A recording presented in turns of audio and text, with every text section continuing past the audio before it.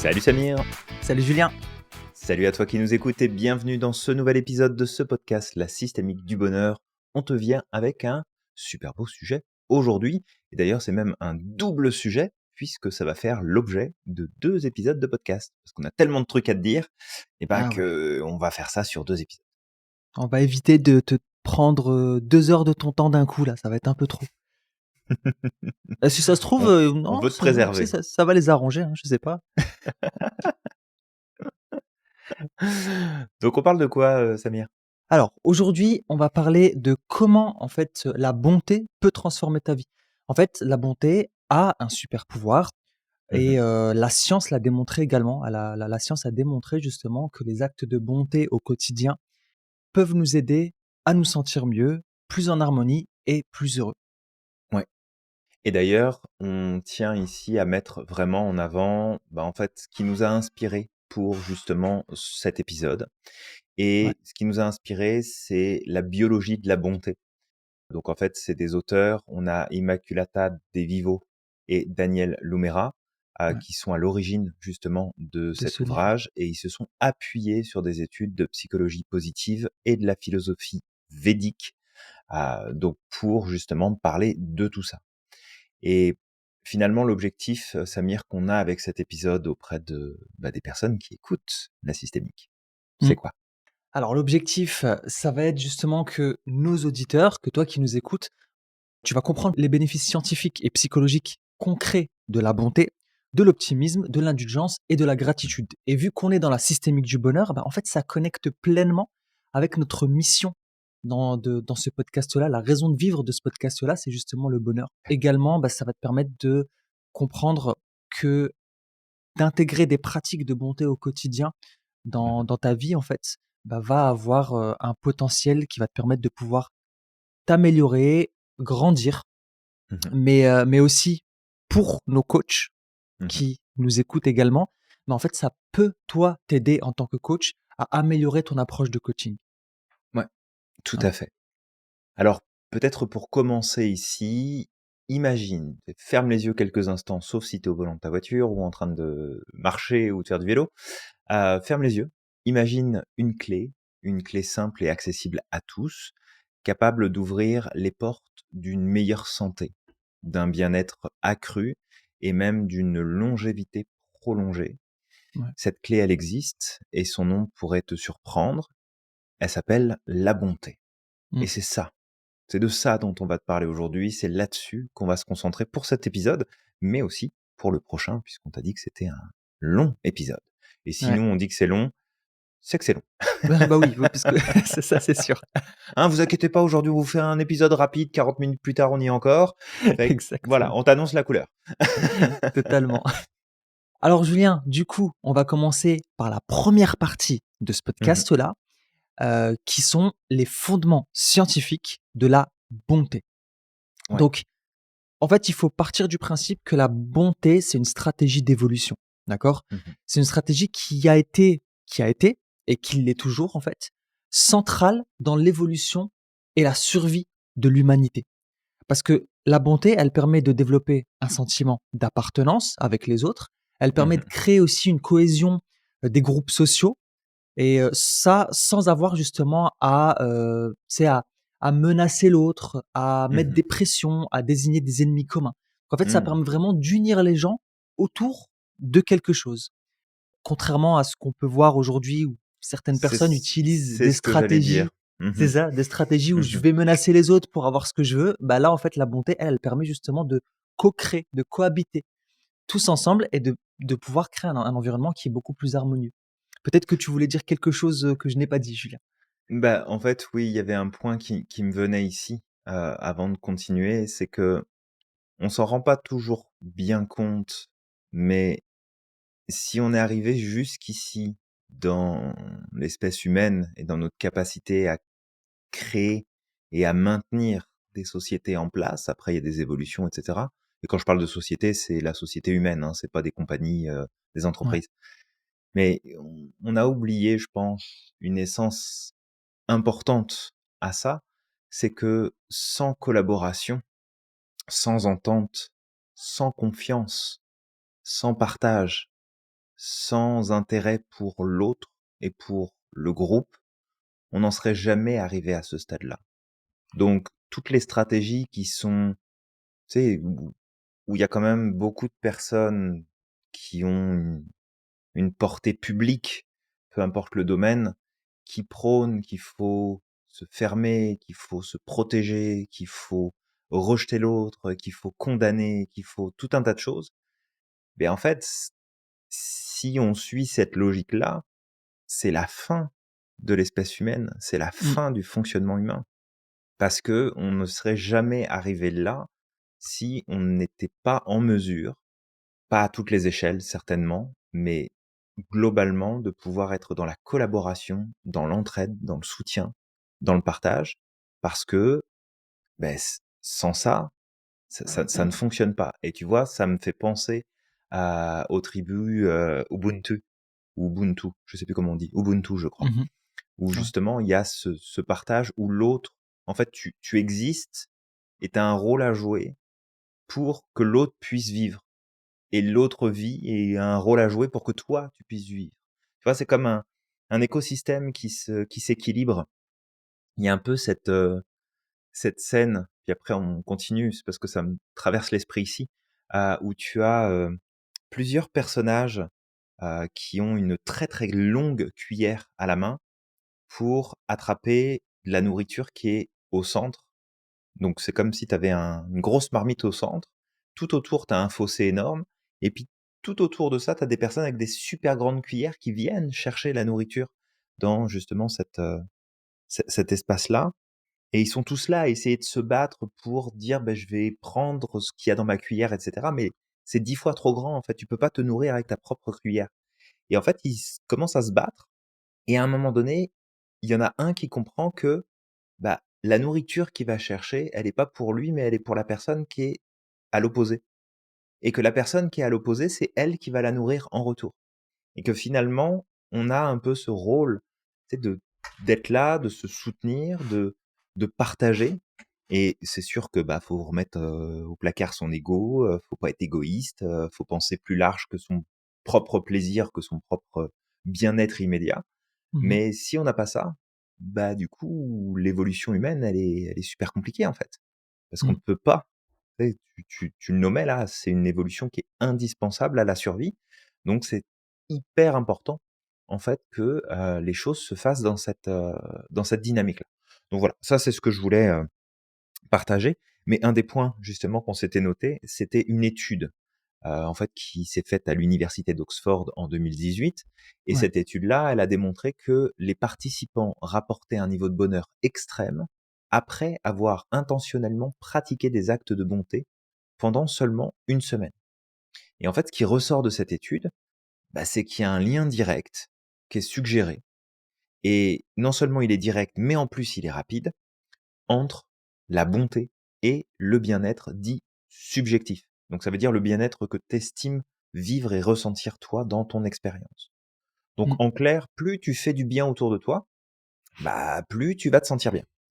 Donc Ouais. c'est logique, mais je pense que par les temps qui courent, on a pas mal oublié ça, ce principe-là. Donc c'est bien de le rappeler. Ouais, c'est vrai et moi je trouve ça vraiment fou en fait, justement que quelque chose d'aussi fondamental que la bonté, en fait, elle soit aussi, ancrée ou même, tu sais, qu'elle a autant d'importance dans notre survie, dans la survie de l'espèce.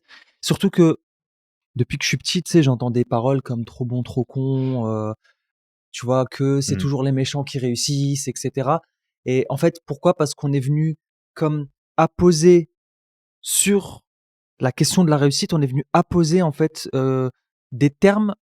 Je vais m'expliquer autrement parce que je trouve pas les mots. Qu'est-ce que la réussite? Elle est là aussi la question. Est-ce que la réussite, c'est d'accumuler des milliards en écrasant les Mmh. autres, en rabaissant les autres, en devenant méprisable, détestable, Mmh. comme il existe des personnes ces derniers temps qui sont devenues détestables alors qu'elles étaient très, très appréciées parce que justement il y a cette envie de réussir, d'écraser, de prendre trop de pouvoir, tu vois? Ou au final, est-ce que la réussite, elle est pas ailleurs, tu vois? Est-ce que la Mmh. réussite, c'est pas peut-être plus être en accord avec soi, en harmonie, Mmh. contribuer, aider, tu vois? Et Tout heu à fait. et c'est ça en fait, c'est que cette idée que trop bon, trop con, c'est toujours les méchants qui réussissent, qu'on m'a répété, en tout cas pendant un certain temps, tu vois? Mmh. Et que je n'ai jamais tu sais, accepté comme idée, bah, en fait, c'est peut-être parce qu'il y a une idée faussée, justement, de Ouais. la réussite, tu vois?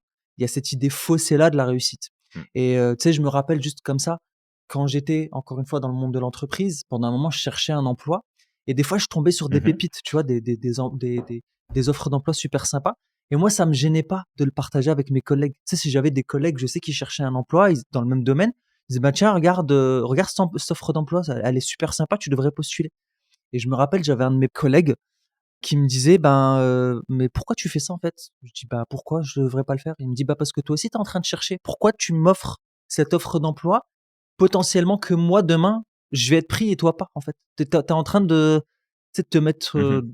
de te mettre dans la merde, en fait» et je dis: «Mais non, en fait, non. Si je suis pris, c'est que je mérite d'être pris, c'est que j'ai certainement les compétences. Si tu es pris, bah, c'est Mmh. OK. Tu sais, moi, je m'en fous. Ils t'ont choisi toi parce que tu as les compétences, je vais pas être jaloux», tu vois?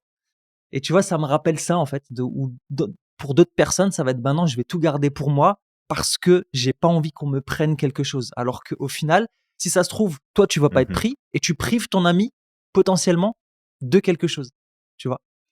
Ouais. Donc ouais, bref, je m'éparpille, Julien, je m'éparpille. Non, non, mais c'est un bon exemple effectivement que tu donnes et tu vois ce discours-là du trop bon, trop con, je l'ai entendu, aussi à maintes reprises et je suis tombé finalement récemment, tu vois, sur une interview, Mmh. d'un entrepreneur et il a eu en fait ce même discours et en fait, ce qu'il présentait et bon, j'étais pas en accord avec ce qu'il amenait, mais après c'est chacun sa vision, chacun sa façon de percevoir les choses.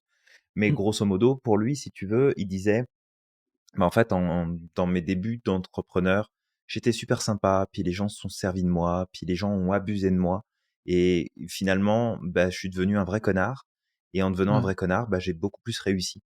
Donc Mmh. moi, je conseille à tout le monde d'être des vrais connards parce que c'est ça qui va vous faire réussir». Et Ouais. tu sais, je l'écoutais et je comprends pourquoi il prend ce raccourci-là, mais c'est Mmh. un raccourci, en fait, mec. Ouais, ouais. Si tu t'es fait avoir, si les gens se sont servis de toi, c'est pas à cause de ta gentillesse, c'est à cause de ton manque de recul, c'est à cause de stratégies que tu utilisais, peut-être parce que c'était inconfortable pour toi de dire non, parce que tu avais peur du conflit, parce que il y avait tout un tas de choses. Mais devenir un vrai connard, ça réglera pas le problème, en fait. Bah, C'est pas c'est ça ça. qui te fait réussir. Ce qui te fait réussir, c'est développer ton intelligence sociale, c'est développer ton intelligence émotionnelle. C'est de savoir faire la différence entre, bah, être gentil, c'est pas une obligation, c'est pas quelque chose que tu dois faire systématiquement, c'est un choix conscient que tu fais et que la gentillesse, elle doit pas être appliquée tout le temps en permanence. Et en fait, ce discours-là, qui est un discours qui est totalement stérile, parce que tu as plein de gens qui se comportent comme des abrutis, parce que ils ont cru à un moment donné que c'était la clé pour pouvoir réussir. Et en fait, ils réussissent pas plus que les autres. Ils ont pas plus de bonheur que les autres. Mmh. C'est pas un critère, en fait. Ouais. Et quand tu dois passer par de l'agressivité, de la méchanceté, de la manipulation, c'est que je suis désolé, t'as aucun pouvoir, en fait. T'es, tu utilises des stratégies qui sont négatives pour compenser ton manque de compétences et ton manque de capacité. Fait que je vois pas, en fait, en quoi c'est un signal de réussite. Et ça fonctionne pas. Ouais. Donc, tu vois, ce que tu partages là, vraiment, ça fait écho à justement ce truc que j'ai vu, qui moi m'a fait réagir en mode, mais mec, en fait, non. C'est pas parce que tu sais, t'es devenu un gros con que c'est à cause de ça, enfin, grâce à ça, que t'as réussi. Mmh, T'as mmh mh. l'impression que ça fait partie du truc. Mais en vrai, si tu pourris toutes tes relations, que t'es considéré comme étant un gros blaireau, prends Ouais. simplement une personne qui avait pourtant une carrière qui était super bien partie, puis elle était super reconnue et tout. Tu prends Hélène DeGeneres aux États-Unis, la présentatrice d'émissions populaires. Elle avait une super carrière. Bah, qu'est-ce qui s'est passé? En fait, tous ceux avec qui elle travaillait, comme d'autres personnes à la télévision française aussi, on a eu ça, des gens comme ça qui ont disparu du jour au lendemain, parce Mmh. qu'en fait, c'est des ordures. dans leur Ouais, comportement, dans leur manière de faire. Ils sont toxiques, ils sont agressifs, ils sont méchants, ils sont, ouais. Ça me fait penser à un ils mec sont ultra qui a un toxiques. nom qui commence par un H. Par un H. Oh, il y en a plein Ouais, qui commencent par un H. Hanouna, allez, on le cite. Non, mais c'est ça, c'est qu'à un moment donné, en fait, tu te dis, bah, je me blinde en étant ultra méchant, ultra, tu rigide, ultra autoritaire, mais ça va finir par se retourner contre toi d'une manière ou d'une autre. Ouais, Et ça, c'est pas une réussite, en fait, qui est pérenne. C'est pas une réussite. Enfin, personnellement, après, voilà, je porte un jugement, clairement, je le dis. Je porte un jugement là-dessus, mais moi, je me sentirais pas fier de moi, de me dire j'ai réussi parce que j'ai écrasé les autres, j'ai réussi parce que c'est ça. bah, je me suis servi des autres, j'ai manipulé les autres, j'ai été méchant avec les autres. Ça colle pas dans ma carte du monde. Mmh. Perso, Ouais, ça colle pas dans ma carte du monde. Après, voilà, je parle avec le cœur, on est d'accord ou pas. Ça, c'est chacun, je pense, voit les choses comme il a envie. Mais c'est vraiment ce que ça réveille chez moi et voilà. Bref, mmh, on passe à la ouais. suite. En tout cas, moi, je suis d'accord avec toi. Je partage à peu près les mêmes valeurs, je pense, avec toi, sinon on serait pas en train de travailler ensemble. Mmh. Mais, du coup, on va avancer peut-être, sur, la suite parce qu'on a parlé là de la bonté comme stratégie justement, d'évolution, Ouais, d'un des bénéfices de la bonté avec cette étude d'Oxford. Mais en fait, il faut savoir qu'il y a d'autres bénéfices à la bonté, tels que, tout à des fait. bénéfices cliniques. C'est-à-dire que faire preuve de bonté envers les autres participe à l'amélioration de la santé de ceux à qui elle est destinée, mais pas que. Tout à fait. Elle participe aux 2, d'accord? Elle participe à Ouais. notre, amélioration de santé et elle participe également à l'amélioration de santé des autres. Et il y a cette étude d'Harvard justement qui nous explique que l'application de la psychologie positive, incluant la gratitude et l'optimisme, dans le traitement de patients souffrant de pathologies cardiovasculaires comme les insuffisances cardiaques, bah, en fait, c'était associé à une amélioration significative de leur état de Mmh. santé. Donc, on voit vraiment à quel point la bonté et les comportements bienveillants ont sur la santé physique. Donc, il y a Ouais. aussi des scientifiques justement qui travaillent dans des centres d'études contre le cancer, qui ont défini 6 approches pour intégrer la bonté dans les protocoles de traitement du cancer. La première, c'est l'écoute attentive du patient. Mmh. L'écoute attentive, c'est quelque chose d'hyper important. Et quand on parle d'écoute attentive, on parle d'écoute active également. D'accord? C'est la même chose. Ensuite, ça va être de faire preuve d'empathie. Point Ouais. important, d'aller au-delà des attentes du client, de toujours donner beaucoup plus que ce que le client recherche ou que le Mmh. patient recherche. Et c'est là où, tout à l'heure, on disait que si on intègre ça à notre approche du coaching, toi qui nous écoutes, si tu es coach, ben en fait, tu Mmh. vas exceller encore plus Ouais. dans ton métier. D'accord? Donc, la troisième, on a dit, on va au-delà des attentes du Mmh. patient ou du client. La quatrième, ça va être de diminuer le stress du patient en l'aidant de manière ciblée. Donc, il faut être vraiment spécifique avec le client, de savoir vraiment ce qu'il faut pour pouvoir cibler notre approche. Ensuite, la Complètement. communication positive, encore une fois, pour discuter de manière franche. On n'est pas là dans les oui, mais tu sais, mais tu comprends, et puis on commence à faire tu sais, des détours de partout. Non. On fait des L'objectif, ça ronds va de être d'être jambes, des courbettes, des machins, des trucs. Mmh. exactement, ouais. Tout ce qu'on C'est aime, comme Samir, tout ce qu'on aime. tout ce qu'on aime, ouais. Bah, tu sais, justement, moi, avant, les mails en français, c'est comme ça. Je me rappelle, les mails professionnels, c'est tu fais des courbettes, etc., avant d'en arriver justement à dire ce que tu as à dire. Tu vois? Et quand je suis arrivé aux États-Unis, ils sont Tout beaucoup à plus fait. directs. Des fois, ils te disent même pas bonjour. Ils t'envoient le mail, c'est OK. On est là pour bosser ensemble. Bah, Voilà ce après que j'ai besoin. il y a Tu vois? peut-être, tu sais, il y a peut-être aussi comment ça s'appelle?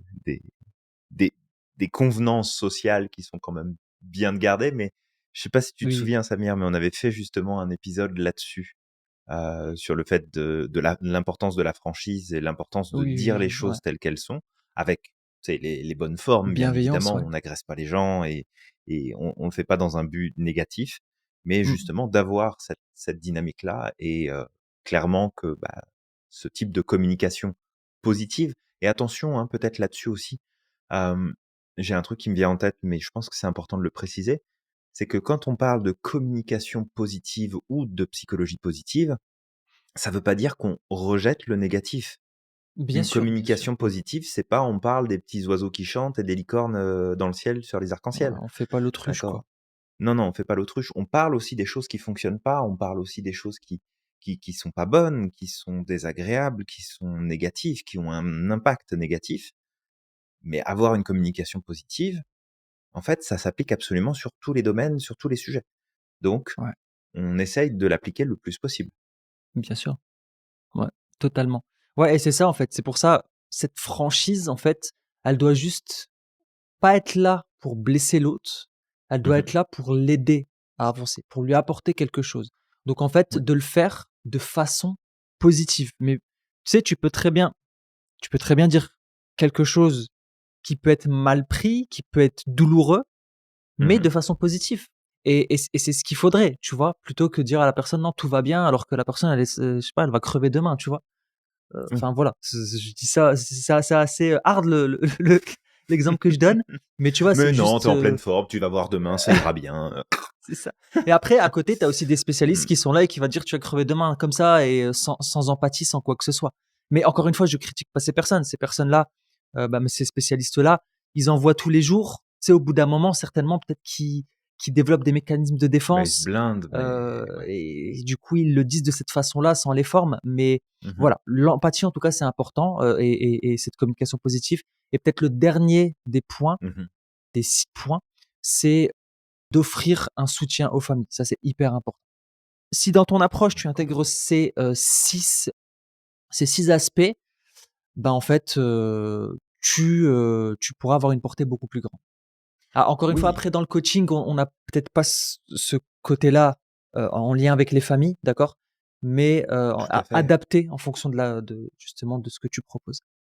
Ouais, mais regarde après, c'est transposable pour le client lui-même Mmh.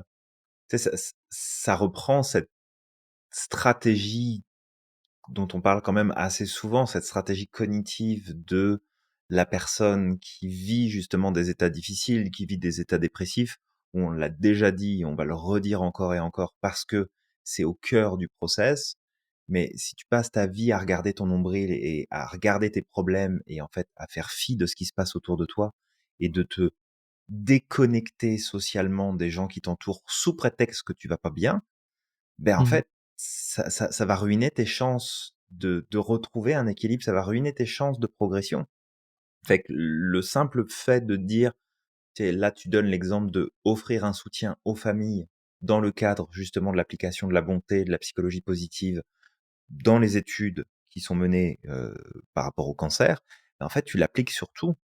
Parce que si toi, demain, tu fais en sorte de te regarder un petit peu moins le nombril et de t'occuper un petit peu plus de ce qui se passe à côté, de prendre un peu plus soin des gens qui t'entourent, que ce soit tes voisins, que ce soit tes amis proches, que ce soit des collègues de travail, que ce soit ta famille, peu importe, mais qu'en fait tu t'engages humainement, émotionnellement, socialement parlant C'est ça. auprès d'autres individus, d'autres êtres vivants, ben, en fait, ça va avoir un impact ultra positif sur toi.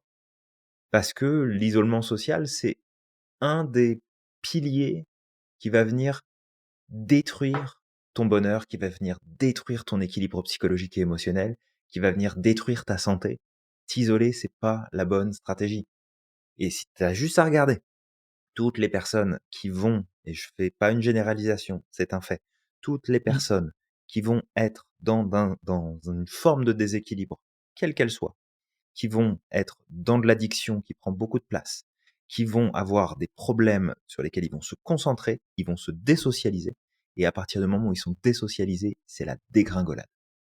Donc, vraiment de faire ça, de faire attention à ce pilier systémique de on n'est pas des animaux solitaires, on n'est pas des pikas. Je sais pas si tu as déjà vu ça, un pika, Samir, je parle pas de Pikachu. Ouais, parce que je me Même si disais ça a Pika, non, je inspiré connais pas les ouais, Pika. et ben, même si cet animal-là a inspiré, finalement le dessin de Pikachu et le nom de OK. Pikachu, en fait, le pika, c'est un animal qui vit dans les montagnes, chinoises, je crois, il me semble. Mmh. Hem, on va dire en Asie, comme ça je me gourre pas trop de patelin. Ouais. Mais c'est un animal, en fait, qui est très particulier parce qu'il vit solitaire. Il est tout seul. C'est un des rares mammifères, en fait, qui est tout seul dans son coin. qui n'est pas connecté à d'autres animaux, qui n'est pas connecté à d'autres membres de son espèce. Il vit vraiment de son côté tout seul. OK. Bah, on n'est pas des pikas. On a besoin d'être connecté, on a besoin de liens, on a besoin de, de se sentir appartenir à un groupe, comme tu l'avais dit au tout début de ce podcast, Samir, justement. Fait que, voilà, je suis très passionné aujourd'hui. Hein. Je sais pas ce qui m'arrive, je Ouais, pense que ouais, j'ai je vois bouffé ça, ce je matin. vois ça et j'en ai profité pour aller regarder à quoi ça ressemble un pika. C'est des petits rongeurs tout mignons, effectivement. Absolument, ils sont super mignons. Ouais, vraiment. Ils ont des petites oreilles toutes rondes. Par contre, ils font un sacré bordel quand ils se mettent à crier. Ah, ça, faudrait que je regarde après alors du coup. Ils communiquent beaucoup, je crois, de mémoire de ce que j'avais vu. Ils ont un cri qui est assez, euh, qui est assez prenant. Ouais, perçant, comme Pikachu, peut-être? Je sais pas. Très probablement. Très probablement. Faudrait revoir, mais il me semble ouais, qu'ils ont qui poussent des cris un peu pour voir s'il y a des dangers, pour dire qu'ils sont là, c'est assez, euh, c'est assez particulier. Bref, voilà, on Ouais. va pas faire une émission animalière. On n'a pas assez de connaissanses de toute façon sur le sujet, mais si ça t'intéresse, va voir les Pika. Très sympa. C'est Pika, je crois, hein, de mémoire le nom. P-I-K-A-S, je crois. Pikas, ok. Ouais, non, P-I-K, ouais, P-I-K. Pika, ok. Ouais, Donc voilà, exact. tout ça pour te dire que c'est des exemples concrets dans le Ouais, domaine médical qui sont vraiment éloquents. Donc on voit bien que la bonté n'est pas juste un concept philosophique, mais c'est vraiment une force tangible qui va agir sur le corps, sur notre santé, qui va en plus amener naturellement d'autres aspects essentiels tels que l'état d'esprit et son influence sur le vieillissement. Ça agit ouais, directement. Donc en fait, plus tu vas t'ouvrir à la bonté, bah, moins tu auras besoin de t'acheter des crèmes anti-rides et moins tu auras besoin de prendre des compléments qui vont faire ralentir le vieillissement de ton corps. C'est quand même pas exact. mal, la bonté c'est gratos. Bien, Bah oui, profites-en, hein. ça a rien d'investir des milliards de tu vois, il y a des gens qui ils investissent des milliards et des milliards de dollars, sur les trucs anti-vieillissement là, bah, en fait, sois bon et tu vas voir que ça va avoir une influence Mmh, sur ta jeunesse. exactement. Et donc justement, ça va être notre prochain point, c'est de dire, cultive un état d'esprit positif, parce que l'optimisme et la longévité, bah, c'est des éléments qui sont super connectés. Donc en clair, Samir, je te laisserai parler de choses plus avancées là-dessus, mais avoir un état d'esprit optimiste, d'accord, ça permet de prévenir un vieillissement prématuré en agissant sur un élément qui est essentiel dans notre corps, ça limite le raccourcissement, plus exactement, ça ralentit le raccourcissement de petites bébêtes qu'on appelle des télomères. Et en Mmh. fait, les télomères, plus elles sont courtes, plus ton espérance de vie elle diminue et plus tu vieillis. Donc, si tu peux ralentir le fait que ça se raccourcisse, eh ben, c'est plutôt bon à prendre. Donc, Samir, c'est quoi les télomères? Parce que Alors les on télomères pourrait prendre ça pour Simpson, une comme on les insulte, hein, mais on appelle, parle pas de ta mère. On c'est parle des ça. télomères. Donc en fait, les télomères, en fait, c'est, bah, en fait, ça fait partie justement, c'est une partie de l'ADN pour essayer de faire un Mhm, peu simple et je vais aller dans une explication encore plus simple.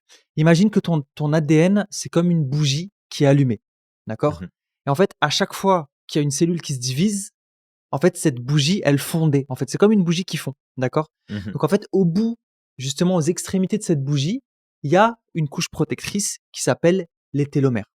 mhm, Et l'objectif de cette couche protectrice, c'est d'empêcher justement à cette bougie, qui est l'ADN, de s'user trop vite, en fait.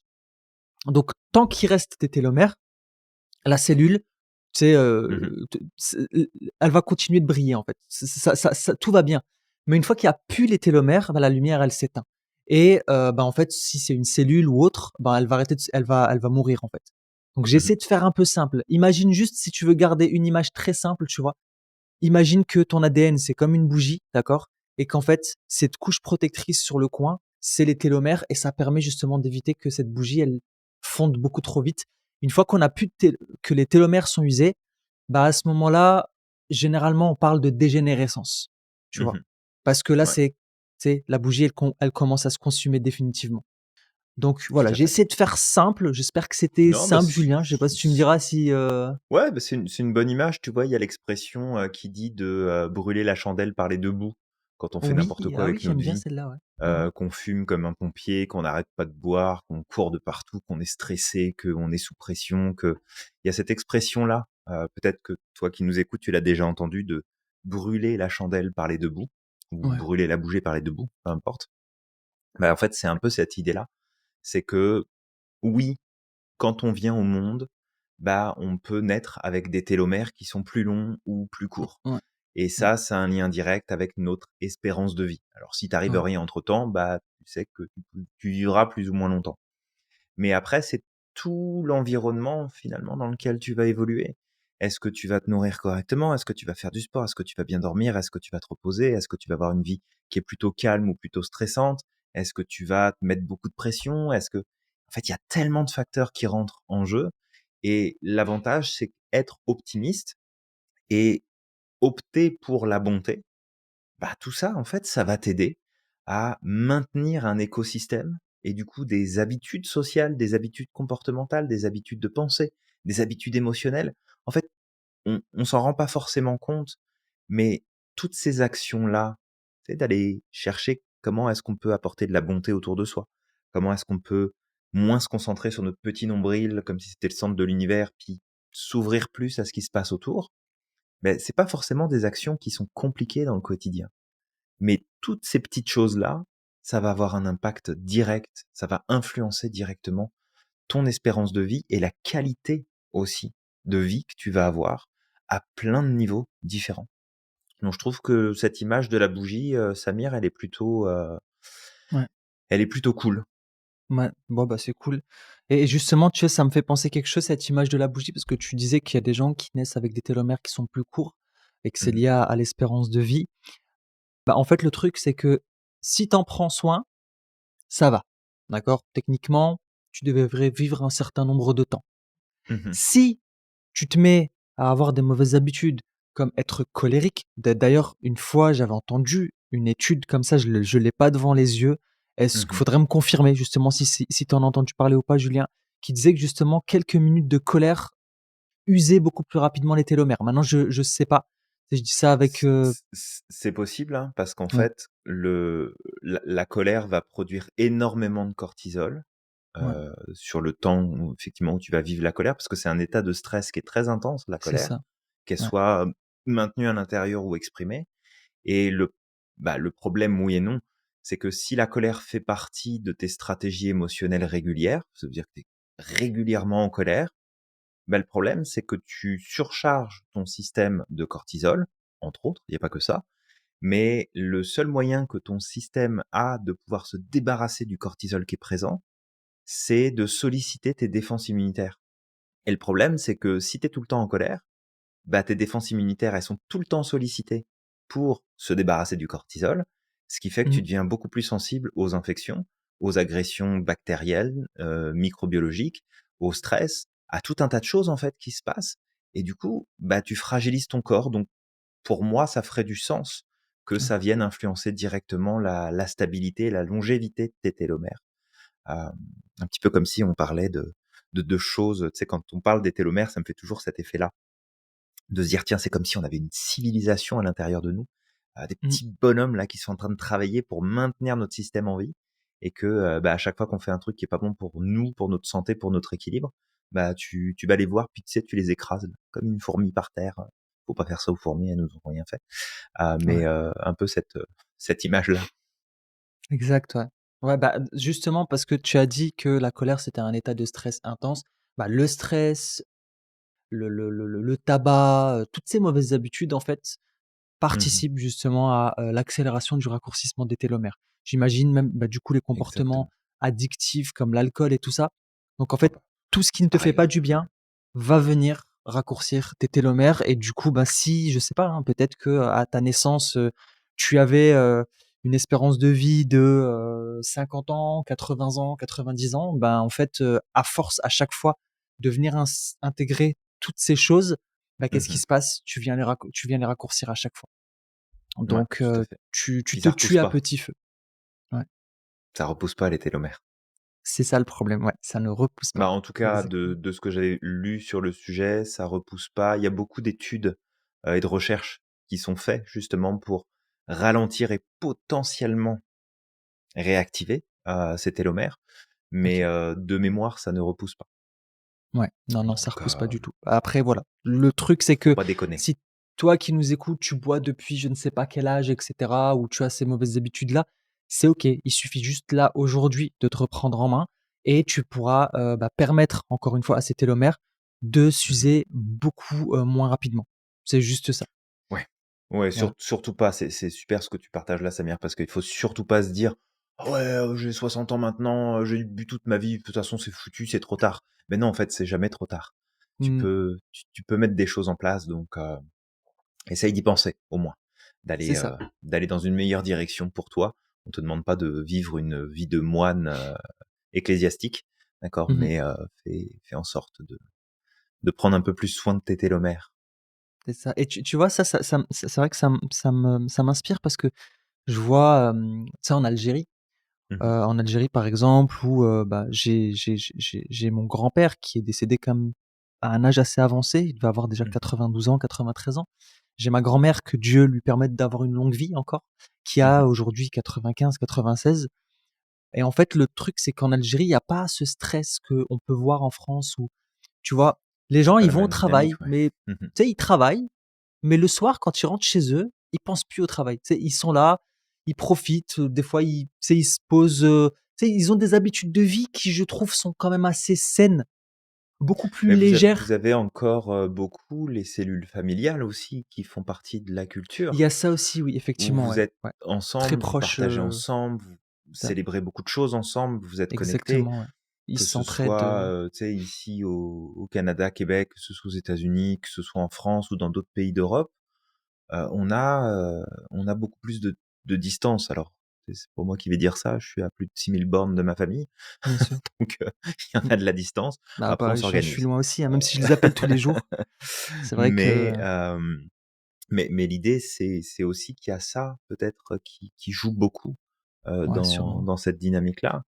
Et c'est Mmh. sûr que c'est pas du tout le même principe. Et en fait, tu as plein de pays à travers le monde. Je pense au continent africain, mais tu as aussi en Asie, tu as vraiment plein d'autres pays qui fonctionnent aussi beaucoup avec cette interconnexion intergénérationnelle, ces échanges, ces partages, cette communauté qui est pas toujours facile à vivre d'ailleurs, parce que c'est pas parce que tu es proche de ta famille que tout se passe bien et que c'est confortable. Donc si Mmh. jamais c'est une source de stress énorme, pas sûr que ça préserve beaucoup tes télomères C'est pour le ça. coup. Ouais. Mais ouais, tu vois, ça me tu tu tu tu évoques ça et ça me fait tout de suite penser à ça, en fait. Ouais, bah, c'est sûr qu'après, c'est plein de facteurs qui viennent s'additionner. C'est aussi bien potentiellement ça, le fait de pas se sentir seul, de d'avoir cette communauté, cette famille sur qui tu peux compter si ça va pas. Il y a aussi des habitudes de vie, tu sais, ben, moi, en tout cas, je sais que, tu sais, dans le nord de l'Afrique, il y a la mer pas loin. Il y a des petites habitudes comme ça qui, tu vois, quand j'y Tout à repense, fait, je me ouais. dis: «Waouh, en fait, ils ont d'autres problèmes, mais ils ont pas ce problème de stress où en France, il faut tout le temps courir, tout le temps courir. Tu sais, ils courent pas. Après bon, Mmh. ils ont pas le même rapport à l'heure aussi. Tu sais, s'ils te disent: «Je vais venir à 10 heures», ben, faut prévoir quand même 15 minutes, 20 minutes de retard. À 11:30, ils Ils arrivent. vivent pas dans le même, tu sais, dans le même espace-temps, mais ils ont On n'a pas pas le ce même stress, espace-temps, tu ouais. vois? Et je me demande effectivement ce stress-là, toutes ces choses cumulées, bah, si ça fait pas justement le fait que il y a quand même beaucoup de je trouve de personnes qui vivent quand même beaucoup, Mmh. en fait, alors que, ben, en France, tu sais, en Occident, notamment aux Mmh. États-Unis, il y a toujours ce rapport au stress de: «Faut se dépêcher, faut faire ceci, j'ai plein de choses à faire, j'ai» et au bout d'un moment, bah, cette saturation-là, ce stress, bah, vient impacter aussi notre santé mentale et notre santé physique, en fait. Mmh. Ouais, Ouais, tout à fait, donc tout à ouais. fait. Alors peut-être, Julien, est-ce que tu as envie de parler de l'étude de l'université d'Harvard qui avait été Oui, oui, réalisée par oui, Lewin Lee? exact. Il y avait cette étude-là de Lewin Lee, qui avait démontré, en fait, sur une étude, en plus, qui a été faite à grande échelle, que Ouais, les très individus grande ayant un échelle, ouais. tempérament plutôt optimiste, bah, en fait, ils avaient une probabilité quand même significativement plus élevée de vivre jusqu'à un âge exceptionnellement avancé. Alors, la notion d'exceptionnellement avancé, c'est de dire à partir de 85 ans, bah, si tu dépasses les 85 ans, c'est que tu as déjà une espérance de vie qui est supérieure à la moyenne. Et Mmh. en fait, chez les personnes optimistes, on observait de 11 à 15% d'augmentation d'espérance de vie que chez des personnes qui étaient beaucoup plus pessimistes. Donc après, tu te dis, bah 11-15%, c'est pas tant que ça, mais sur un temps de vie, c'est énorme. C'est vraiment beaucoup plus de temps en fait de disponible. Alors après, il faut être en bonne santé, bien évidemment, parce que si c'est vivre plus longtemps, mais être un poids pour la société, un poids pour tes proches, un poids financier, je suis pas sûr que ça vaille le coup. Mmh. C'est mes convictions personnelles, hein. Moi, je Ah oui, oui, préférerais bien sûr. être largement débranché plutôt que on s'acharne. Ça ne m'intéresse pas, je pense, Mmh. cette version-là. Mais après, c'est propre aux croyances et aux, aux valeurs de chaque personne. Et en tout cas, Bien si sûr. tu peux profiter pleinement de toute cette espérance de vie que tu aurais en plus grâce à un petit peu plus d'optimisme, bah, voilà, c'est peut-être pas une mauvaise chose à envisager. Ouais, exact. Exact, exact. Alors peut-être justement quelques stratégies pour développer l'optimisme, Julien. Bah, pratiquer la bonté, comme on l'a déjà mentionné avant ça. Donc il y a Mmh. la pratique de la bonté. Alors quand on dit pratiquer la bonté, ça peut être juste, c'est un acte de bonté par jour, 5 minutes de bonté par jour. Le fait de dire bonjour à quelqu'un, le fait de t'arrêter, de de demander, si une personne a besoin d'aide, de, Tout à fait. c'est peu importe en fait, ce que tu veux intégrer, dans ta journée, ça peut être de faire de l'associatif, ça peut être, d'offrir un petit cadeau, tu vois, à un collègue à un moment ou l'autre ou, à un ami, mais vraiment un petit Complètement. cadeau, un petit chocolat, peu importe. Bah, Mmh. juste ça, ça permet en fait de participer au fait de développer l'optimisme. Ensuite, il y a la méditation, méditation de Mmh. pleine conscience, ça revient très souvent aussi et ça Tout permet à fait. justement de développer cet optimisme-là. L'expression de la gratitude, tenir un journal de gratitude, aussi bien pour ce que tu sais, de la gratitude pour des choses que nous avons ou des choses que nous n'avons pas. Quand on peut intégrer Mmh. les 2, c'est encore mieux, d'accord? Mais juste de se poser une fois par jour, en fin de journée, et de dire: «Bah, écoute, j'ai de la gratitude pour telle chose qui s'est passée aujourd'hui». Même si j'estime que j'ai eu une journée pourrie, il y a peut-être 2 ou 3 choses pour lesquelles je peux avoir de la gratitude. Mmh. Bah, du coup, de se concentrer dessus et de le noter, d'en prendre conscience. Puis après, il y a ça peut être aussi de consulter un spécialiste du comportement cognitif, de consulter, de prendre un rendez-vous Mmh. avec un coach, un thérapeute, tu vois? Peut-être, justement pour pouvoir travailler sur Tout ça, à fait. parce qu'un Ouais, thérapeute, un t'aider à coach, recadrer ça, ouais. Mmh. ouais, un coach, un spécialiste peut t'aider justement à travailler sur ça et à te permettre d'être beaucoup plus optimiste parce qu'il va venir comme, heu, analyser tes comportements, ta façon de réfléchir, ta façon de voir les choses et il va pouvoir te Mmh. permettre derrière de trouver des nouvelles stratégies. Et puis la dernière, Julien, c'est la visualisation positive. Le fait de visualiser une meilleure version de soi, d'ailleurs, je crois que c'est une fois par jour, d'accord, peut booster, l'optimisme, en 2 semaines. C'est-à-dire que si chaque jour tu pratiques pendant Mmh. quelques minutes la visualisation positive d'une meilleure version de toi-même, bah, en fait, dans 2 semaines, techniquement, tu vas développer un meilleur mindset qui va être beaucoup plus Tu vas commencer à optimiste. vivre les effets, ouais. Mmh. Ouais, c'est ça, des effets OK. psychédéliques. Bah, c'est tu boosté, tu shooté à l'optimisme. Non, mais c'est C'est ça. cool. Je rajouterais la sophro, hein, Oui, dans la le lot. sophro est oui, oui, La exact, pratique de exact. la sophro, super efficace justement pour entraîner ton système nerveux à fonctionner différemment, entraîner tes habitudes de pensée, ta logique, tes émotions, comment tu gères tout ça, comment tu retrouves ton équilibre. On parle beaucoup effectivement de la méditation de pleine conscience, qui est très efficace, mais la sophrologie c'est encore plus efficace, j'ai envie de dire, parce que il y a toute une démarche derrière, il y a toute une application philosophique derrière qui est super puissante. Et du coup, bah, c'est important justement de mettre ça en avant. Et toi qui nous écoutes, si jamais ça t'intéresse, bah, sache de toute façon que j'organise des sessions de sophro qui se sont faites tous les lundis, sauf avis contraire, des fois c'est le mardi parce qu'il y a des choses qui tombent en même temps. Mais toutes les semaines, en fait, il y a des séances de sophro qui sont organisées. Et si jamais ça te tente, on mettra le lien directement dans le descriptif de ce podcast. Mais tu as juste à rejoindre le podcast Lumen Animi. Et en fait, ça va te permettre d'accéder à du contenu, justement, spécifiquement travaillé spécifiquement développé pour que tu puisses pratiquer de la sophro n'importe où, n'importe quand. Tu peux être là pendant les lives, mais tu peux être là aussi en rediffusion et profiter pleinement de cet outil qui est juste absolument fantastique, absolument magique et qui apporte des super Incroyable. résultats sur plein de choses. Donc voilà, c'était le petit partage, le petit placement de produit, Samir.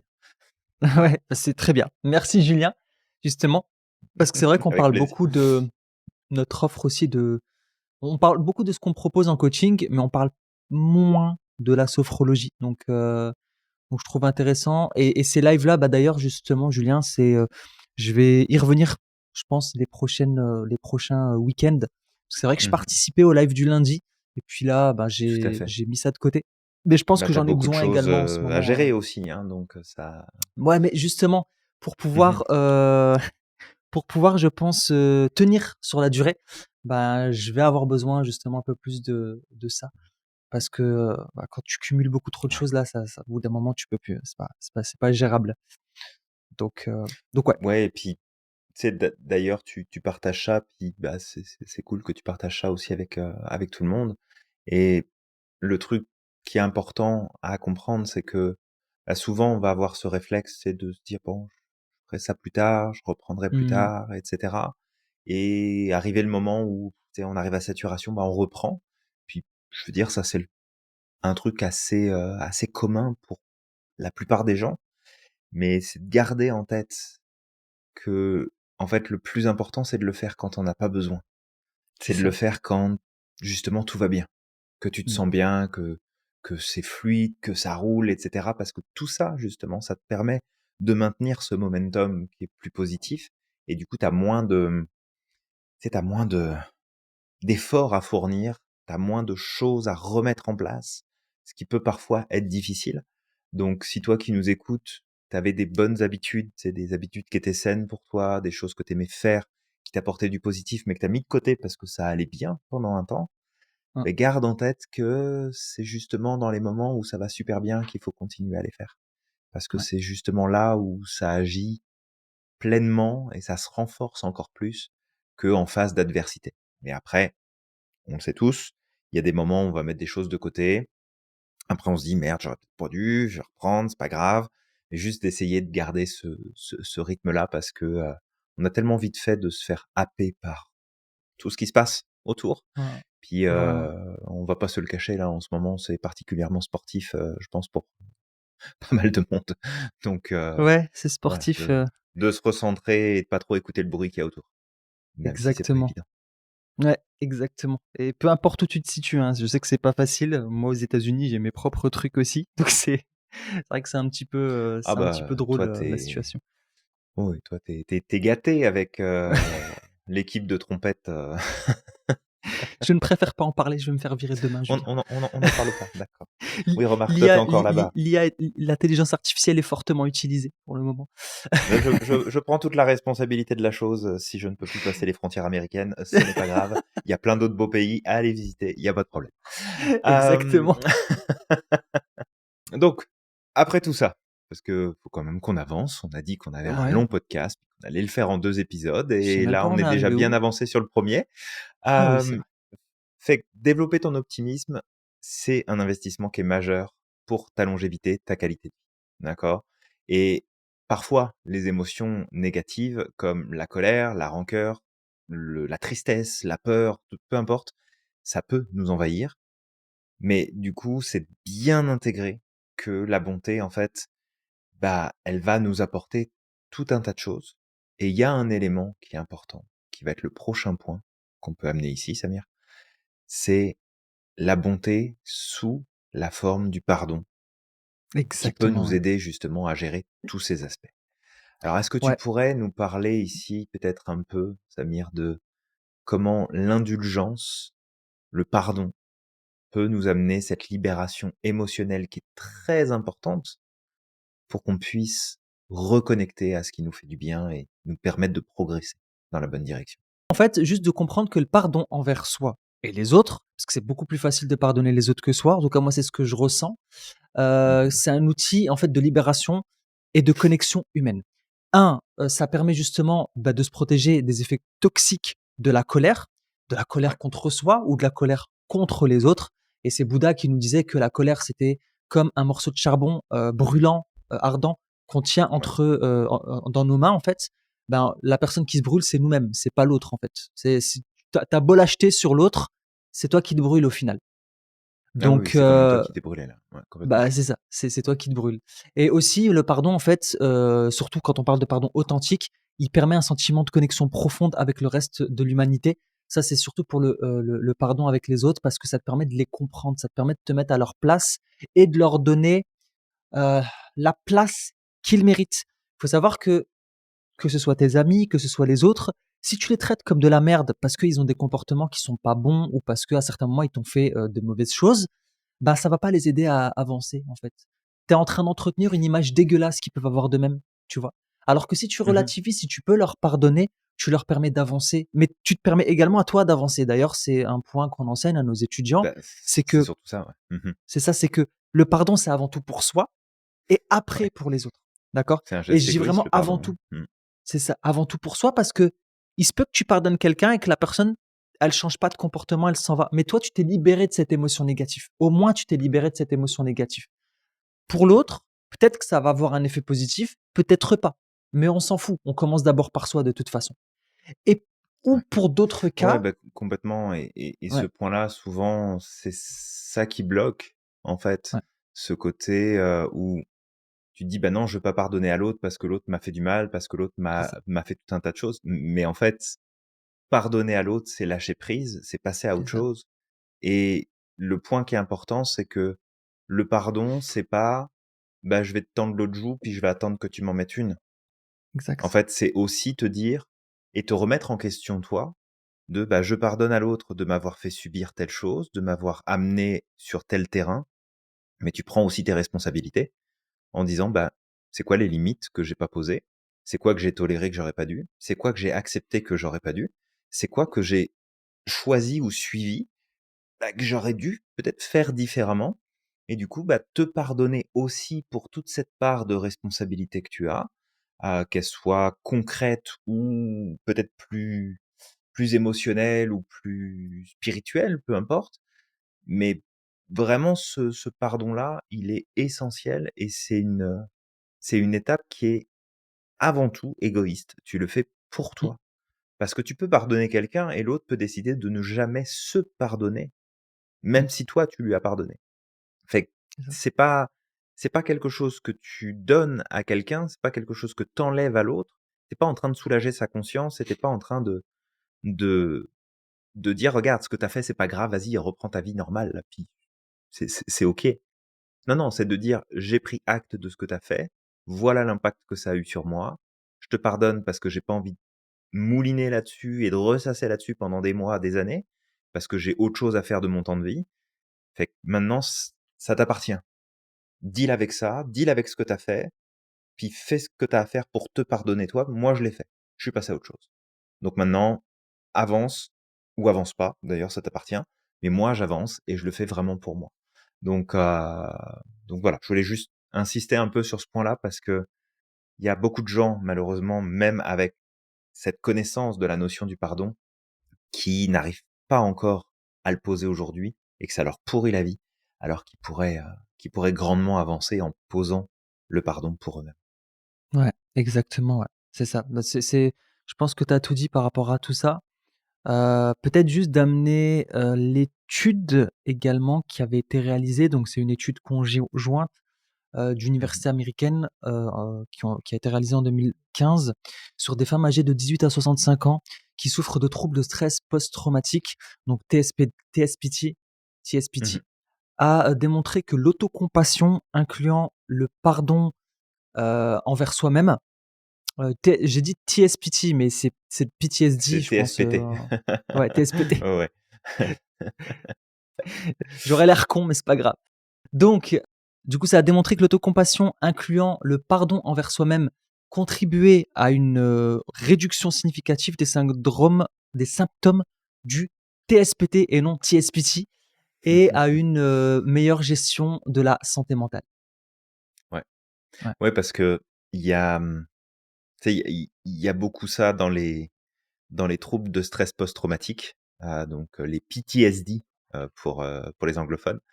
Qu'en fait, dans ces troubles-là, bah, ceux qui étudient ce trouble-là, qui l'accompagnent, ils le savent aussi, beaucoup. Mais de l'extérieur, on n'en a pas toujours conscience parce qu'on se dit: «Ouais, bah, en fait, tu as des troubles post-traumatiques parce que tu as été faire la guerre, parce que tu as vu des horreurs, parce que tu as» oui, puis il y a aussi ce que tu as fait toi. Il y a aussi ce que tu as fait, ce que tu as pas fait. Mmh. Il y a aussi ce que tu n'as pas fait quand tu as vu, ce que tu as fait quand tu es passé à l'action. Et en fait, il y a toute cette partie-là qui, finalement joue un rôle très important. D'ailleurs, je me demande même, je ne me souviens pas, mais je crois de mémoire qu'il a encore plus de prévalence dans la présence des troubles de stress post-traumatique que l'événement en lui-même. Mmh. C'est-à-dire tout le jugement qu'on porte sur soi, tout le regard qu'on porte sur ce qu'on a fait, sur ce qu'on n'a pas fait, sur ce qu'on aurait dû, lié justement à des événements traumatiques, hem, qui jouent un rôle essentiel. Et d'ailleurs, quand on regarde dans les outils de PNL, en tout cas dans un usage thérapeutique, on a des outils qui fonctionnent très très bien justement sur ces troubles de stress post-traumatique avec des résultats vraiment flagrants où on va beaucoup travailler sur cette notion de changement de perspective vis-à-vis du rôle qu'on a pu jouer, des choses qu'on a fait, pas faites, et bien sûr bah, du rapport à l'événement traumatique lui-même, mais tout le côté aussi de responsabilité. Donc tu vois, ce qui ressort de cette étude-là, ça fait beaucoup écho de ce côté-là, en tout cas, ça rallume ça de mon côté. Ouais. Voilà, je me tais. Non, non, non, tu es bien parti, Julien. C'est très bien. Ouais, mais des fois je pars trop loin, donc faut que je mette un frein de temps en temps. C'est bien aussi. Ouais. Non, c'est OK, c'est OK. Donc voilà, je te rassure, mais voilà, juste de comprendre en tout cas le point qu'on vient de partager là, que se pardonner et pardonner aux autres, c'est un acte de bonté. D'abord envers soi-même et envers Ouais. le monde, qui va avoir des répercussions profondes bah, sur notre bien-être émotionnel, sur notre bien-être mental et physique également. Et bah, justement, dans cette dynamique positive, bah, la gratitude, elle peut jouer un rôle hyper fondamental dans Mmh. avec de gros bénéfices. Et ça, on l'a déjà dit, hein, mais la gratitude, c'est un sentiment, c'est la reine des sentiments. Tu vois, c'est vraiment un sentiment qui est hyper puissant parce qu'il ne peut pas Mmh. se mélanger avec des sentiments négatifs. En fait, contrairement à d'autres Absolument. choses où tu peux aimer quelqu'un, tu peux ressentir de l'amour vis-à-vis de quelqu'un, mais être en colère contre elle. Tu vois? C'est des sentiments, c'est des choses qui peuvent se mélanger, d'accord? Tout à fait, ouais. Par contre, la gratitude, tu peux pas Mmh. ressentir quelque chose de négatif à côté de la gratitude. Tu sais, c'est comme l'eau et l'huile, elles se Bah, c'est mélangent à ça, rien du ça tout. occupe Ouais, bah, c'est ça, ça occupe tout l'espace. Donc point super important. Fait que toi qui nous écoutes, bah, ce qu'on te propose ici, c'est qu'on va terminer ce premier épisode, cette première étape de cet épisode, long sur justement la bonté.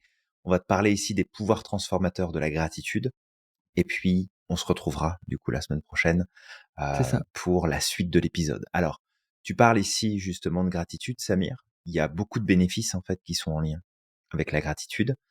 La première chose qui me viendrait en tête, c'est l'impact sur la santé physique.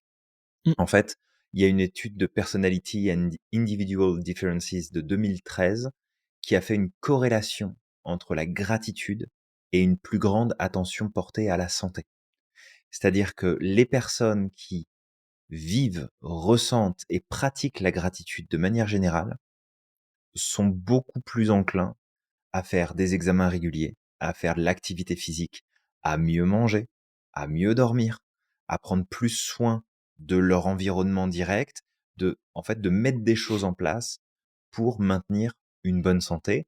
Là où, contrairement, chez des personnes qui vont être beaucoup moins dans l'aspect de gratitude, eh ben, on va avoir justement des comportements qui vont pas être aidants pour la santé.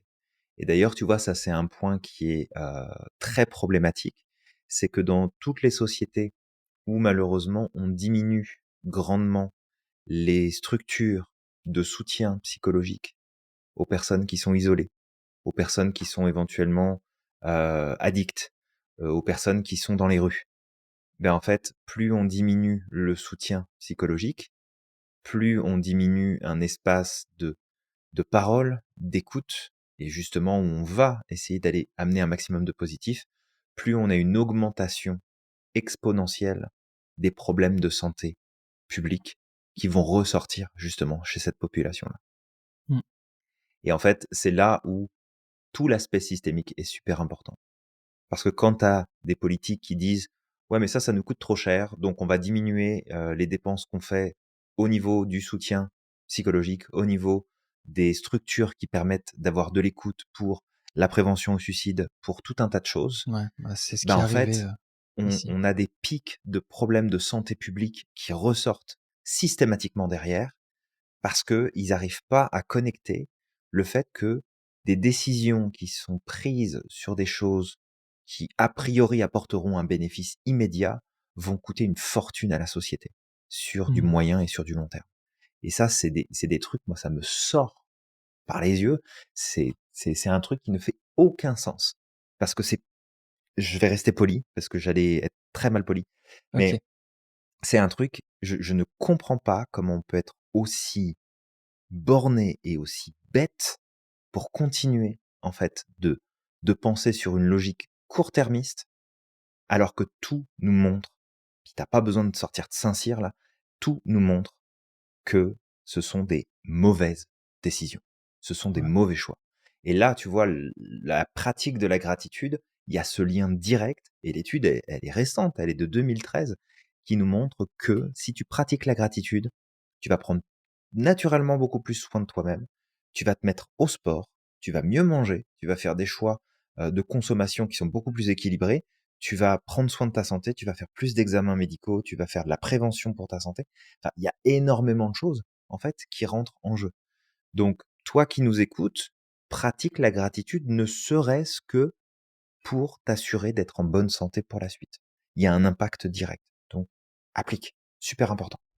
Ouais. Ouais, c'est bien aussi que tu le mentionnes ça parce que c'est vrai que, je crois que c'est ce qui s'est passé ici, il y a des hotlines qui ont été shut down justement, Mhm. d'aide à la personne. Je crois qu'il y avait une Ouais. idée de remplacer ça par l'intelligence artificielle, comme si ces personnes justement qui ont besoin de soutien ont Ils sont besoin de déjà parler à une isolés. machine, quoi. C'est ça. Ils sont déjà isolés. Ils ont besoin de contact social, puis tu vas aller les connecter à une machine. Mais faut être con. C'est ça. Mais il faut être con, sérieux. Ouais. Et moi, ça me fout dans une rage, mais t'as même pas idée, quoi. C'est un truc, t'as envie de leur prendre la tête et de leur mettre sur le bureau, là, leur dire, mais réfléchis, en fait. Mmh. Réfléchis aux décisions que tu prends. Et tu vois, c'est un truc, bah, tu dis effectivement que ça se produit aux États-Unis, mais au Canada, au Québec, c'est la même chose. Je Ouais. suis retourné à Montréal il y a pas longtemps. C'est une catastrophe ce qui se passe à Montréal. C'est une catastrophe. T'as de plus en plus d'itinérants qui sont présents. T'as de plus en plus d'itinérants qui déclarent qu'ils développent des maladies qui vont être problématiques pour le reste de la population. Parce que d'une manière ou d'une autre, là, ça va créer un problème de santé publique. Et le truc, c'est parce qu'ils ferment à tour de bras les centres qui leur permettaient d'avoir un minimum d'équilibre, d'écoute, de connexion sociale. Et c'est débile au plus haut point. C'est débile au plus haut Ouais. point. Mais Mais ça, tu sais, voilà, on après, c'est pas le sujet, mais on vraiment, parle c'est de un truc, l'Amérique du je ne Nord, hein, mais je suis comprends sûr pas et à quel certain point on peut être aussi bête. ouais, ouais, je suis sûr et certain que c'est des choses qui vont se faire aussi, dans les autres pays, hein, parce qu'ils veulent faire des économies, mais c'est pas Mais au bon oui, endroit, en fait, qu'ils bien sont fait sûr. ces économies-là. Mais non, Ouais, c'est franchement pas les bons endroits. Enfin bref, on va ouais, pas on va pas partir sur ce terrain-là, mais c'est important. Prends soin de ça et applique des choses pour toi, parce que ça dépend avant tout de toi. C'est toi qui as le pouvoir. Il y a personne d'autre qui a le exact. pouvoir là-dessus, c'est toi qui as le pouvoir. Fait que Ouais, prends-toi en charge, vraiment. totalement. Une autre étude, Julien, que je vais, celle que je voulais dont je voulais partager parce que ça me concerne encore une fois, le sommeil, moi, c'est la merde avec mon sommeil, je n'arrive toujours pas, ça à le rééquilibrer, en tout cas de façon durable. Mmh. Et je sais que c'est à l'origine de beaucoup de mes soucis. Donc je continue de travailler dessus, je continue à poser des actions. Des fois ça va moins bien. Après, Samir, il faut pas oublier qu'on peut avoir énormément de gratitude pour la petite Gremlins qui te permet justement d'avoir des Oui, nuits sauf que c'est pourries pas à depuis cause plusieurs d'elle mois. le sommeil. Je te jure que c'est pas à cause d'elle. C'est aussi beaucoup, beaucoup en partie à cause de moi et d'anciennes habitudes aussi que j'ai pris. Donc je peux Ouais, mais pas je lui jeter la plaisante en pierre, disant ça. même si c'est vrai que pendant un moment ça m'a challengé, mais ça m'a challengé sur quelque chose qui était déjà pas stable à 100%. Tu vois, je t'ai dit, il y a des moments où je respecte, ça va mieux, je commence à dormir un peu plus tôt, puis au bout d'un moment, il y a la petite poussière qui se remet dans l'engrenage et puis il y a les anciennes habitudes. Je Tout à fait, continue, ouais. de poser des actions et des fois je tombe, des fois je me relève, des fois je tombe, des fois je me relève. C'est OK. C'est 15 ans quand même d'habitude, Ça fait partie du qui, process de toute façon. Mmh. c'est ça, ouais et faut pas oublier qu'il y a quand même 15 ans de mauvaises habitudes, quoi. Donc mes télomères, les pauvres là, ils doivent se crier, ils doivent me dire: «Non mais oh, c'est bon, non?» Heu, «Samir, fais quelque chose!» Ils sont en train de c'est ça, manifester avec des pancartes. exactement, ouais. «Samir, on veut pas être raccourci!» Donc voilà, donc en fait, il y a une étude qui a été, réalisée en 2011. Donc c'est une étude d'Applied Psychology, Health and Wellbeing, qui nous explique qu'il est possible d'améliorer la qualité du sommeil en tenant un journal de gratitude pendant seulement 15 minutes par jour. Donc en fait, on reparle de la gratitude là maintenant. C'est que Mmh. si tu fais preuve de gratitude, si tu tiens un journal de gratitude, que potentiellement ça peut être le soir, d'accord, avant de t'endormir, bah ça peut améliorer ta qualité de sommeil. Complètement. Ouais. Bah, c'est un point qui est important et tu vois, il y a parce que tu disais effectivement que, bah, le sommeil, c'est quand même un pilier qui est important, puis Ah, c'est hyper important, ouais. ça joue Ça joue sur sur plein de beaucoup de choses choses. et même si je l'ai évoqué rapidement dans ce que j'ai partagé juste avant, c'est que tu as aussi une recherche de Robert A. Emmons qui a mis un lien, puis c'est confirmé vraiment entre la gratitude et le bonheur et la réduction, en fait, des émotions négatives comme le regret ou la jalousie, par exemple. Mmh. Donc ça va jouer là-dessus. Tu vois, ça joue sur la santé physique, ça joue sur la santé psychologique, ça joue sur le sommeil, ça peut jouer aussi d'ailleurs sur l'estime de soi. Tu as l'étude du journal de Applied of Sport Psychology de 2014 qui en fait a fait une corrélation entre une meilleure estime de soi chez les athlètes qui expriment régulièrement leur gratitude et de la gratitude sur le fait de pouvoir faire le sport qu'ils aiment, d'avoir l'activité qu'ils aiment, de partager leur vie avec des personnes, de gratitude envers leur famille, envers leurs proches, envers tout un tas de choses. Et en fait, la gratitude, elle augmente l'estime de soi parce que, bah, sur le rapport que tu fais avec ce que tu as, ce que tu valides, ce à quoi tu connectes dans ton quotidien, bah, en fait, ça joue sur l'image de toi. Ça joue sur la construction de ton identité, d'accord? De ton soi profond, ça vient jouer là-dessus et du coup, bah, forcément, tu as une estime de soi qui est quand même, bien plus positive parce que tu prends le temps de vivre ce sentiment de gratitude et ça, c'est Ouais, super important. exact. D'ailleurs, tu sais quoi, Julien, vu qu'on parle du sommeil et que je parle de moi, quand j'aurai justement, j'aurai dépassé ce seuil-là de mon Mmh. travail par rapport au sommeil, on pourrait faire un podcast sur le avant-après. Justement, une fois que mon sommeil Complètement, se sera rééquilibré, le qu'est-ce que je vivais avant justement d'équilibrer mon sommeil, d'avoir tu carrément. sais, un sommeil qualitatif, suffisamment d'heures de sommeil la nuit. Mmh. Et de comparer avec, bah, le avant, en fait. Parce que c'est sûr que moi, je le sens aujourd'hui, en tout cas sur ma concentration, des fois, ben, quand je ne dors pas beaucoup, bah, je Je sens me que, par doute, ouais. exemple, je suis pas très productif. Alors que mais il y a plein de choses, en fait, qui viennent tu sais, s'imbriquer. Donc Mmh. je continue mon travail, d'accord? Et toi qui nous écoutes, sache que dès que j'aurai atteint mon objectif, donc encore une fois, que ce soit durable, je ferai un podcast justement pour mesurer, bah, les différences de regarde aujourd'hui comment ça se passe et avant comment ça se passait. Ou même de faire une journée typique, tu vois? Avec un manque de sommeil, tu sais, pendant un certain temps, un mois avec un manque de sommeil et puis un mois, où je respecte justement mes horaires de sommeil.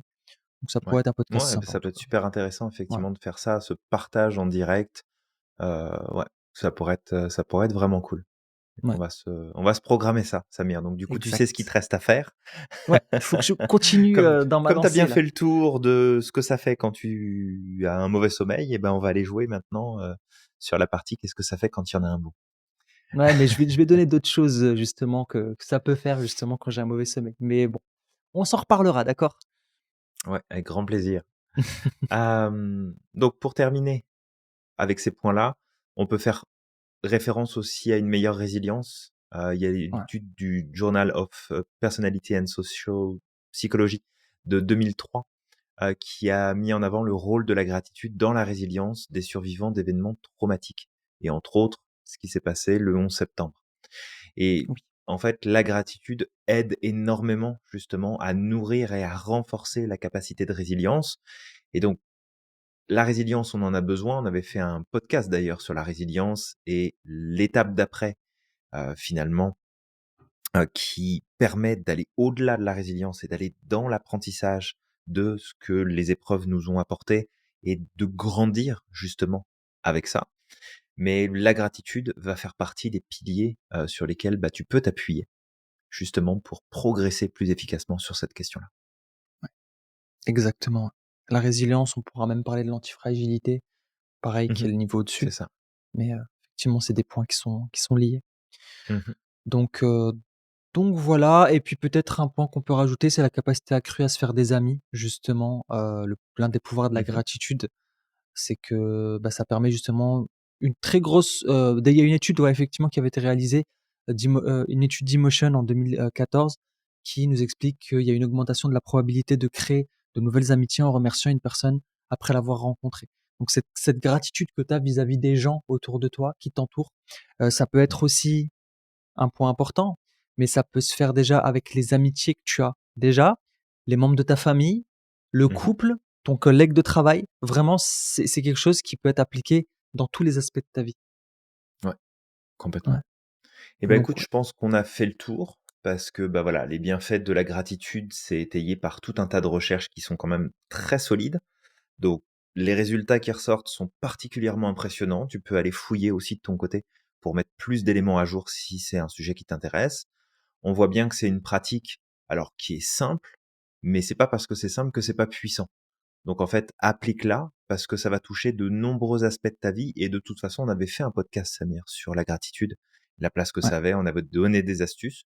Donc va rechercher l'épisode, toi qui nous écoutes, si c'est quelque chose qui t'intéresse et n'hésite surtout pas à explorer ce côté-là qui est ultra puissant. ouais. Alors Va Samir, chercher on va bonheur. s'arrêter là comme c'était promis, hein, on va Oui, pas occuper plus de temps parce que sinon on est encore parti pour un bon on est des bout. pots de colle, hein, Donc on on veut va te pas. donner rendez-vous sur le prochain épisode de ce podcast. On va continuer. Je te donne un petit aperçu. On va se parler du bonheur eudémonique. Mais je te parle pas de Monique la voisine, hein. Je te parle du bonheur eudémonique. Et ça, on va s'en reparler justement dans le prochain épisode. Exactement et ça, c'est un point qui est très central, chez toi puisque ça fait partie aussi de la sophrologie. Exactement. Exactement. Donc avec tout ça, Donc comme d'habitude, on va t'inviter à liker, commenter, partager, t'abonner si c'est pas déjà fait. Et on va te donner rendez-vous, eh bien, la semaine prochaine pour ton prochain épisode de ton podcast favori de la systémique du bonheur. c'est ça. Donc voilà, donc moi je vais t'inviter à croire au maximum en ton potentiel et de ne pas oublier d'être extraordinaire chaque jour. N'oublie pas non plus à quel point t'es magique et que t'as le pouvoir de réaliser absolument tout ce que tu souhaites. Et on te dit À à la la prochaine. prochaine.